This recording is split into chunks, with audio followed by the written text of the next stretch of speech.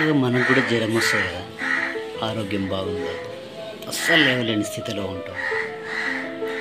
చాలామంది ఇంట్లో తిను తిను తిను అంటుంటారు. నీ భార్య కానీ, నీ భర్త కానీ, మీ అమ్మ కానీ, మీ నాన్న కానీ, నీ పిల్లలు కానీ, నీ ఫ్రెండ్స్ కానీ, ప్రతి ఒక్కరు ఏదో ఒకటి తిను, శాతం అవుతుంది అంటారు. కానీ నిజంగా అస్సలు శాతం కాదు, తినాలనిపించదు, కానీ ఆకలిస్తుంటుంది. ఎవరో వచ్చి ఒక ముద్ద పెడితే బాగుండు అనిపిస్తుంది. చాలామందికి అలాగనే అనిపిస్తుంది. ఈరోజు ఏమైందంటే మా మిస్సెస్కి జ్వరం వచ్చింది.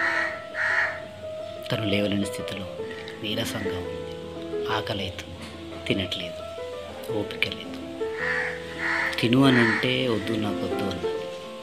సో నేను దగ్గర కూర్చోబెట్టుకొని ఒక ముద్ద పెట్టాను, తిను అని, ఇంకొకటి అని చెప్పి సరే అలా ప్రేమగా మాట్లాడుతూనే ఒక 20 ముద్దలు దాకా తనకు ప్రేమతో తినిపించాను.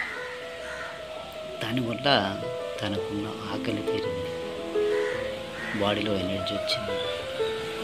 అన్నిటికంటే ముందు మన మీద ప్రేమ పెరుగుతుంది. ఎందుకు చెప్పను, నాకు ఇబ్బంది ఉన్నప్పుడు, బాధలో ఉన్నప్పుడు నాకు ఒక తోడు ఉంది, ఏమైనా నన్ను ప్రేమగా చూసుకోగలరు. సో అలా అని మన మీద ప్రేమ పెరుగుతుంది. అది ఎవరికైనా సరే, మీ రిలేటివ్స్ కానీ, మీ బ్రదర్స్ కానీ, మీ సిస్టర్స్ కానీ, భార్య కానీ, భర్త కానీ, తల్లి కానీ, తండ్రి కానీ, ఎవరికైనా సరే.